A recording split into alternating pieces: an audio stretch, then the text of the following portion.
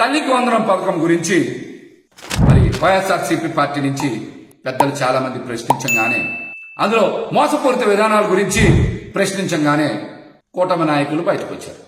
రామానాయుడు గారు కూడా బయటకు వచ్చి మాట్లాడారు. ఆయన విస్తృతంగా ప్రచారం చేశారు. అందుకే ఆయన పెట్టారు నేను ప్రెస్ మీట్ లో. మళ్ళీ ఆయన కూడా బయటకు వచ్చారు. మరి రామానాయుడు గారు జగన్ గారి మీద విమర్శలు చేయడమే పనిగా పెట్టుకుని అసలు పథకం గురించి మాట్లాడడం మానేశారు.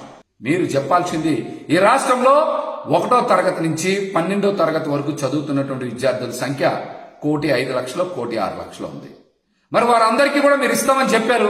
ఒక్కొక్కరికి 15,000 ఇస్తే 15,600 కోట్లు, 15,700 కోట్లు డబ్బులు ఇవ్వాలి. మీరు అంత బడ్జెట్ ఇస్తున్నారా, ఇవ్వట్లేదా? ప్రతి బిడ్డకి తల్లికి వందనం ఇస్తా అన్నారు కాబట్టి మీరు 15,600, 15,700 కోట్ల బడ్జెట్ కేటాయించారు. అంత బడ్జెట్ కేటాయిస్తున్నారా లేదా?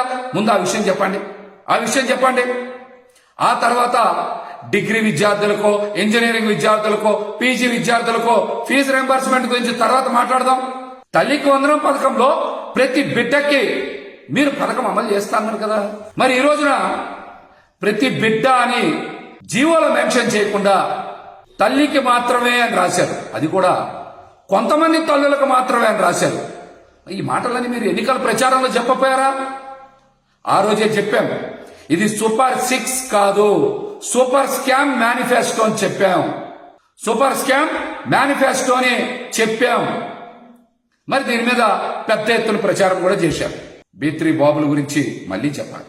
40 సంవత్సరాల అనుభవం ఉన్న చంద్రబాబు నాయుడు గారు, 2 లక్షల పుస్తకాలు చదివినటువంటి కళ్యాణ్ బాబు గారు, స్టాన్ఫోర్డ్ యూనివర్సిటీలో చదివి పాదయాత్ర చేసినటువంటి లోకేష్ బాబు గారు జీవో నెంబర్ 29లో తల్లులకి మాత్రమే, బిడ్డలకి కాదు అని ఆ జీవోలో మెన్షన్ చేసినప్పుడు అది అచ్చు తప్పు పడింది, మారుస్తాం మేము అని మీరు ఎందుకు ప్రకటన చేయట్లా?